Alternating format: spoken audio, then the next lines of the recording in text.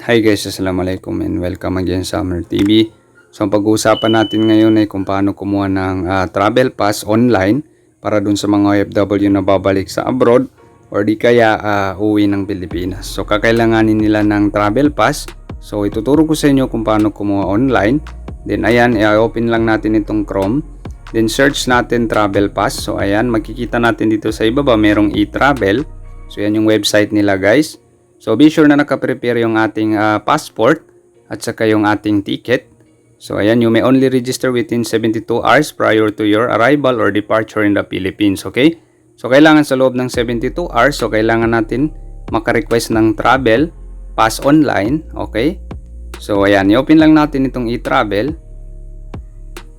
Then ayan, naka-highlight na rin Philippine passport holder. So since Filipino tayo, okay, so travel type. Select natin itong travel type. So, arrival, entering the Philippines. For example, uuwi ka ng Pilipinas. And then, departure or leaving the Philippines. So, kung for example, babalik tayo ng abroad. So, let's say dito tayo sa departure. Okay, so ayan. Then, transportation type. So, air. Then, departure date or date of departure. Kung kailan tayo babalik dun sa abroad. Okay, so let's say sa 22, then ilalagay natin yung ating active email. Okay, so ayan. Then check lang natin itong box. Then yes, I agree.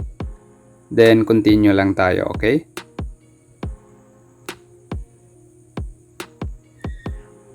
Okay, so wait lang natin. So ayan, so nandito na tayo sa personal profile. So ilalagay natin ngayon guys yung ating information, yung first name, last name. So yung middle name, that is optional. So kung ano yung nakalagay dun sa ating passport, so yun yung ilalagay natin guys, okay? Ayan. Okay. Then passport number. So makikita yan yung passport number dun sa ating passport. So ayan.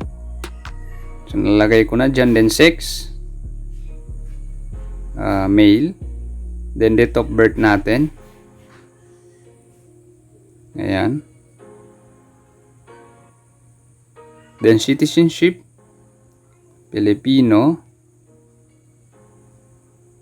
ayan, select natin Filipino, ayan, then country of birth, Philippines. Ayan, select lang natin. Then occupation natin.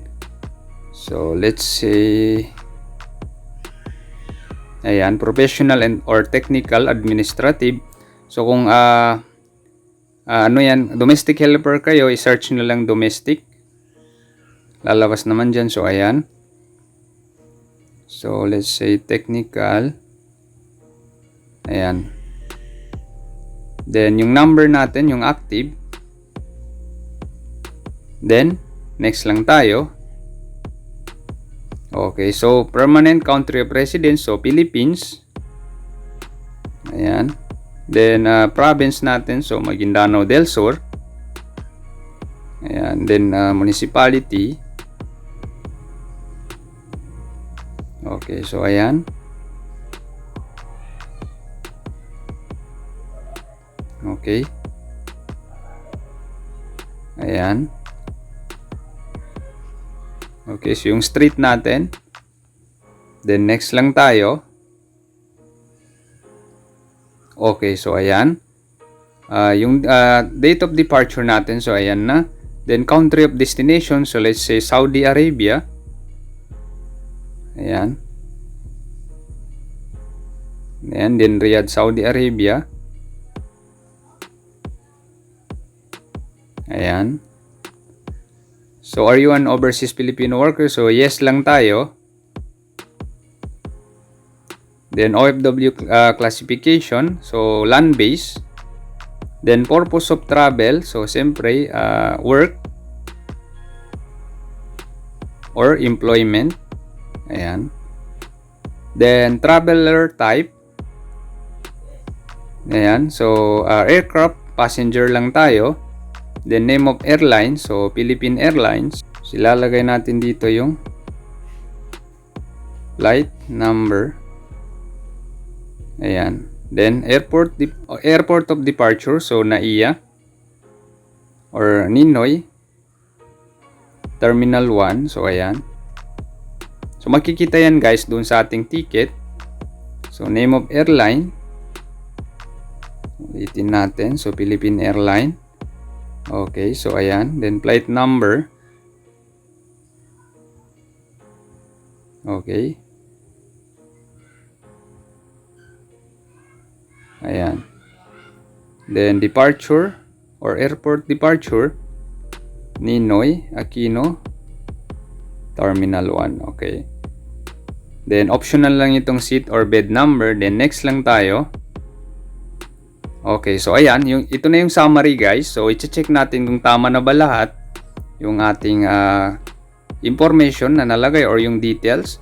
So, pag okay na siya guys. So, punta lang tayo dito sa ibaba. Then, submit lang tayo. Okay.